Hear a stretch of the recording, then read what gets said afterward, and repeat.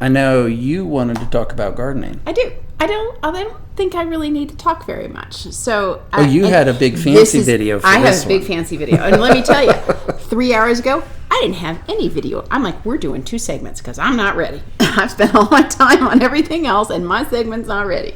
And I decided, well, there's a little window of time. Let me see if I can pull something off. Threw some pictures together, found some music that I liked, and so that's what we've got. I'll talk a little bit through it, but for the most part, and this is the sappiest thing you're going to see, and his eyes will be rolling the whole time. But you'll be watching the video, so you won't see that. But regardless, this just as an anecdote, Tamara's experience with video editing just a month and a half ago, 0. Yeah. So it gives you a sense that a lot of this. That sounds like a lot. I think this is like number 4 or number 5 piece. Again with the hands. I got to learn to pull them back. What I will say, though, is we will do a video on the equipment that we're using for this. This isn't anything proprietary. My whole view is that more people should be doing this because we have a great community. We have a lot of different voices here, a lot of different perspectives. We're just a part of it. We're definitely not trying to be spokespeople, if you will, for anything about our community. But I think when we get to a point where we have, I guess, other segments, I'll go into a deep dive into the equipment so folks can see what we're using and kind of pick and choose. You know, you don't have to do something as extensive as probably what we're working with right now, but you can take it piecemeal and incrementally build up to be able to do this. But we will focus on that coming up in future segments. But right now, Tamara wanted to focus on the gardening. Now, I will say this. We put in a garden at the beginning of the whole coronavirus experience is the only way I can term it. Technically, the video that you're seeing is my 2020 garden because my 2021 is still coming to fruition at the moment.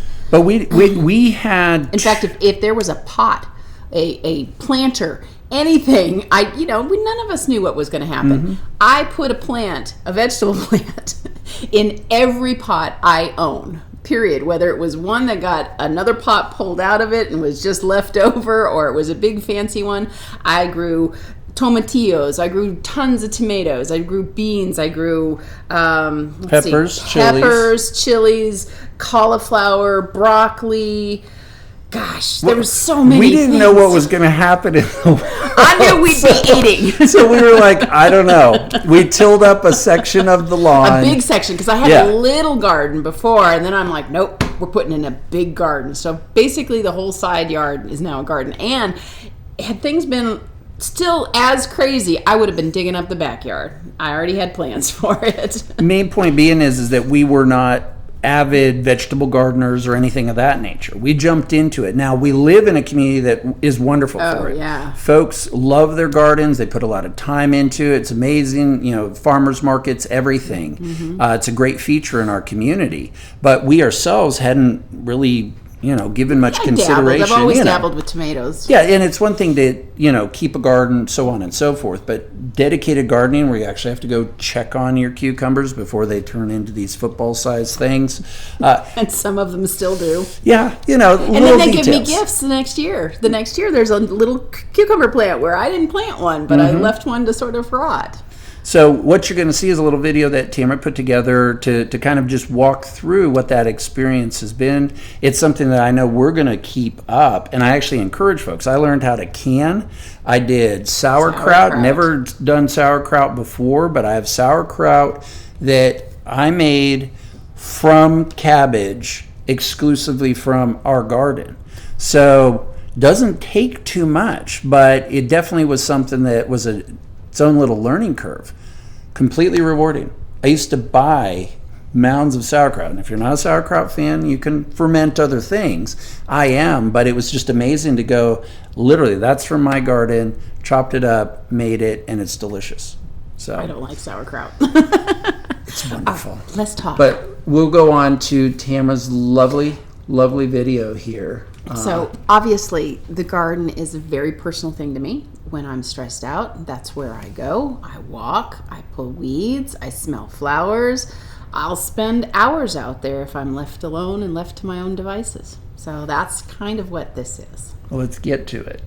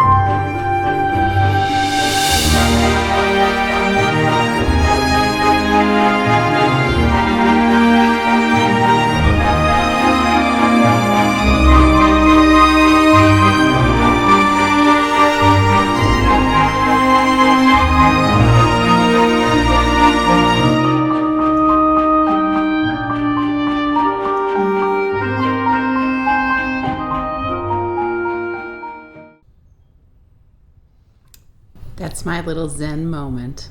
Very, very cute. Now, and full disclosure, my family will help me once a year. And the rest of the year, I have two wonderful helpers, Miss Jessica Hazlett and her daughter, who come out and help me do whatever crazy thing I have in mind. So, well, but they do help, and they help me when it's time to gather everything in and whatnot. So purely anecdotal. It's a lovely garden. It's rewarding every year. But this is a little bit of background as to why it is that gardening here is so amazing. I grew up in Arizona and Southern California. One area, nothing grew. We had what you call cactus gardens. The other, there was nothing but concrete, so there was nowhere to grow. Your childhood, Los Angeles and Southern Colorado. Which is high desert. Southern Colorado is certainly better than Arizona and then Los Angeles, but it was still not really, very. But in the sense of yeah, it is. So, but it's still a very dry climate, and getting things to grow was challenging compared to how it is here. You put something in the ground here, it's gonna grow. That's amazing. It's staggering, and it's something that. Now we're literally reliant on it. It almost makes experimenting in the garden this fun thing because nothing's going to die if you don't like it. You some things do. Well, I know, but I can't generally, get lavender to grow to save my life. But if something's not doing well on one side of the house, we dig a spot, move it to the other. It's that kind of an experience. So having the opportunity to garden, a lot of folks put their time and energy into it, and so it's this lovely experience that I think really you always had the interest but we didn't have the space and the time. Correct. I mean, our time is tight now, but earlier on, I was in an elected office and had babies, and you were finishing law school, and it was all just too much to create a garden. Too much, and I think also having really the quality of soil that would make it worthwhile. Yeah. Because if you're going to put the time in, do you really want that time spent on something where the odds of it surviving are pretty limited? And I think that's where being here has made it somewhat special. We found this house, and this house already had some beautiful established gardens, and we just made them my own, and took out what I didn't like and added what I did like, and watched things. That one pink rose plant is right next to a red rose plant, several of them, and I planted them all at the same time about 4 years ago, maybe 5 years ago, and they were all the same height. 2 little red ones, 2 little pink ones. Okay, so the pink ones now you can see they're enormous, and the red ones are still these little red ones, and I don't know what the difference is, but it made for, interesting height and difference and color difference. And those pink ones, when they're in bloom, they're gorgeous. They're gorgeous. One of the fun parts is also it's highly economical. You wait at Lowe's or Home Depot or Walmart 50% off. Yeah, 50% off, and just throw it in the ground. Yeah, and they'll come back next year. It'll come back next year. So I think one of the fun things and what we'll be looking to do moving forward, I talked about the sauerkraut and the fact that we actually pulled cabbage from our own garden, chopped it up, salted it, fermented it, and did the whole 9 yards.